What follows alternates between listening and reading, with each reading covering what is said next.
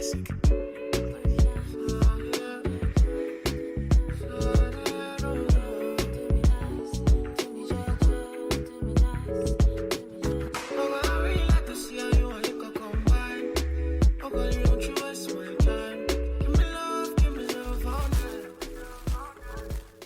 evening, everyone. Welcome to another edition of MicroBiotics BioTalks. It's been a while, even though it's just been probably just a week, but of course, it's been a while. Earlier this month, we started product and service spotlight, and one of the products, or the product that we started with, is actually a book on other than malaria, common diseases that are spread by mosquitoes in Africa. And I would like to pick the diseases one after the other and probably do about talk on them. Of course, the book can also be bought, but instead of if you can't get the book, you can definitely get the information that we're sharing on BioTalk. So I'm going to start on one of the diseases. Of course, by the time I mention the name, it's going to sound funny to everybody, but just bear with us. One of the diseases that of the viral diseases that are spread in Africa by mosquito is what we refer to as a Chikungunya virus. Chikungunya virus. I told you it's going to sound funny. Chikungunya virus. I heard of this virus in that was 2011 or 12 during my master's days, and when my supervisor then mentioned it to me, I had to ask him to repeat it, so because of the way it sounded, of course, but that's the name actually. Chikungunya virus. It's actually an arthropod-borne virus that we refer to as arbovirus, that is being spread by arthropods. In this case, we have mosquitoes, especially the Aedes species of mosquitoes. It got the name from the language, a particular language in Tanzania, where it was first actually discovered, which means that which bends up. And this name is actually because chikungunya causes a chronic and debilitating arthritis that can last for months or years. So because of the pain, because of how it makes the patients or victim, how it make them fold up, that's where the name comes from, chikungunya. Of course, the vector, the vehicle of transmission, what we refer to as Asian tiger mosquito, the Aedes albopictus, and also Aedes aegypti. Of course, these mosquitoes, they have the characteristics that provide effective invasiveness.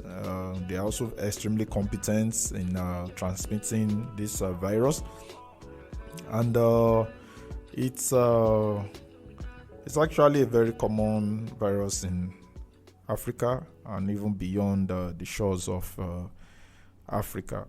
And of course, like I said the other time, it was initially discovered in Tanzania in 1952, but it has effectively spread to other parts of the world, including the Caribbean, Central America, South America, and it is actually very endemic in some parts of the West Africa.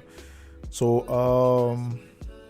it can easily be spread, definitely, and we have different way in which it can be spread. We have the urban transmission, which is from human to mosquito, and then back to human. In this urban transmission, human are the reservoir, and then it's once a human is infected, the mosquito feeds on that particular human and then transmits it to another human. Then we have what we refer to as zoonotic transmission. Zoonotic transmission actually means that there's an animal involved in this transmission cycle. The animal is already infected with the virus, so mosquito bites the animal, pick the virus from the animal, then transmits to human. So this different type of transmission cycle is actually very common in Africa. So like I said, the virus is actually common in Asia, West Africa, East and Central South Africa, and of course it's been spread to some parts of Asia according to some reports, though it's majorly endemic in Africa. And we have a lot of the symptoms are actually also common.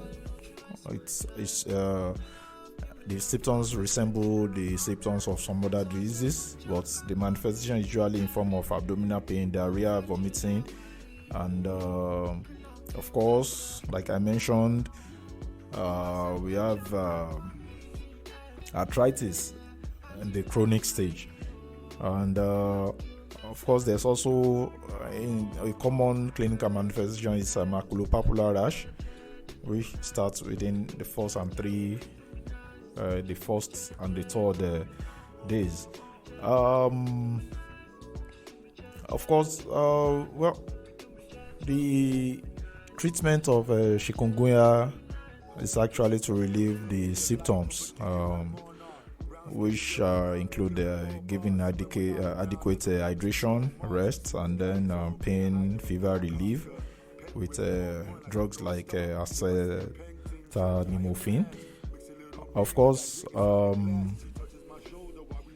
the use of this acetaminophen and also aspirin and other NZ drugs are also regulated so that it won't lead to more complications.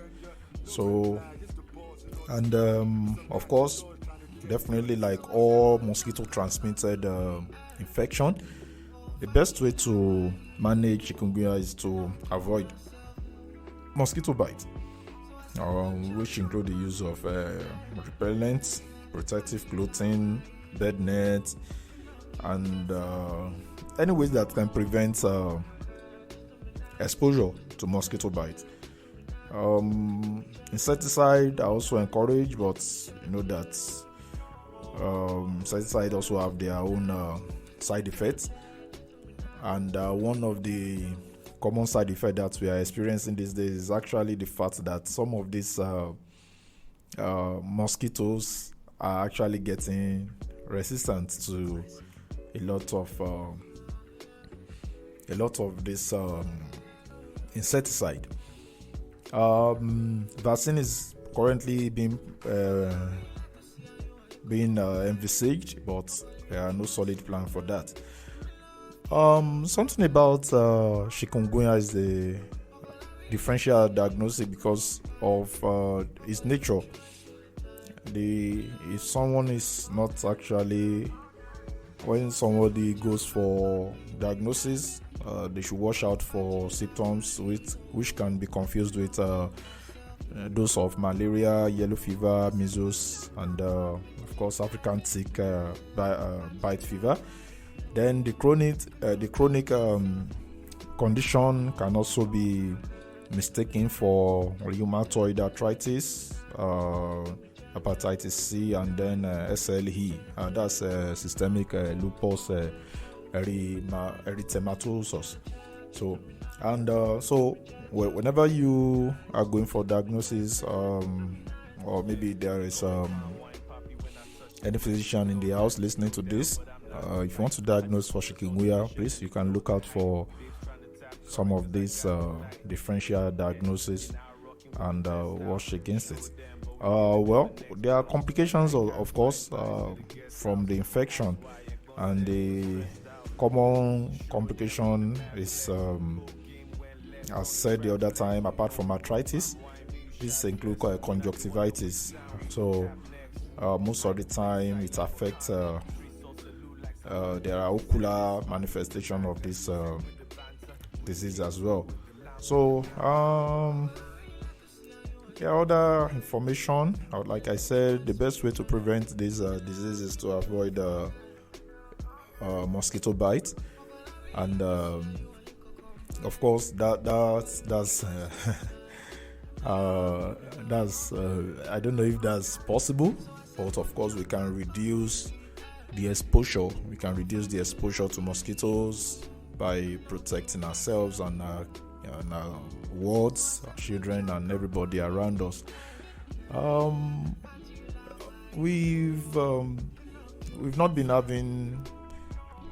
We've not had the outbreak of Chikungunya in Nigeria, though there have been various reports of outbreaks in other parts of the country, other parts of Africa, but so far there hasn't been any outbreak in Nigeria. But of course, we should stay protected and be on the alert, because Aedes aegypti and albopictus, these mosquitoes have been discovered to be around in Nigeria as well. So like I will always say, stay safe and protect yourself from mosquito bite so that you won't have Chikungunya virus fever. Thank you very much. Have a lovely evening. Bye. I can be your avenger. No red flag, just the boss and all the splendor. With some nasty thoughts trying to get to your December. So I said, up in the air. Oh, can I kill myself? So I said, put your